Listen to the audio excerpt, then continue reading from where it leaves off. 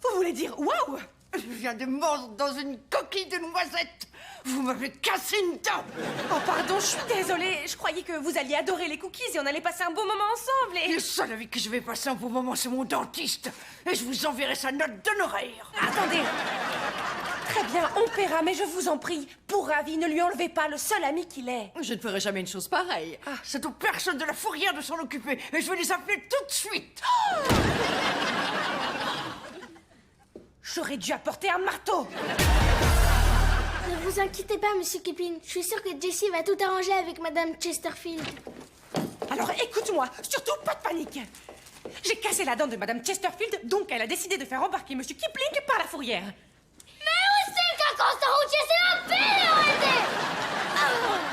Je vois. Bon, j'espère que ça veut dire que bien que tu sois un tout petit peu énervé, tu ne m'en veux pas parce que tu sais que j'ai fait de mon mieux. Non. Littéralement, ça veut dire je maudis le jour où tu es venu au monde, esprit malfaisant.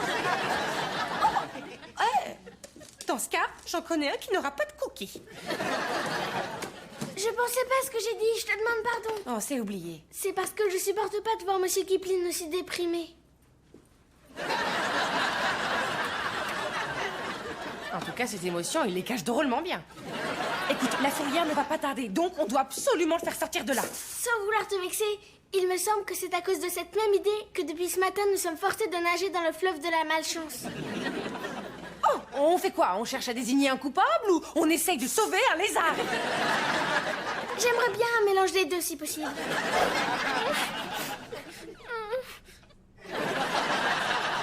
Tony, t'es sûr qu'on peut y aller? Sûr et certain. Tu me garantis que les agents de la fourrière ne sont pas dans le coin? Mais oui, puisque je te le dis. Tout ça parce que j'ai fait une petite erreur.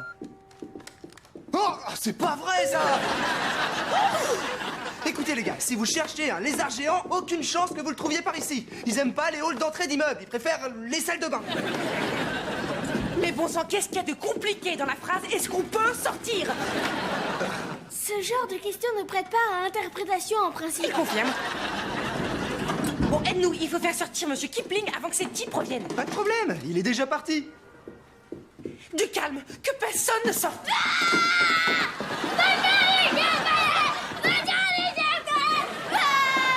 Il est pas très au point en gestion de ses émotions.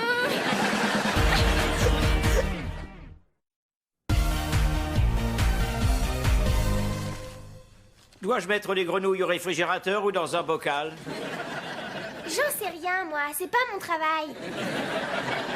Qui m'aurait dit que ce serait le mien un jour? Allez donc ouvrir.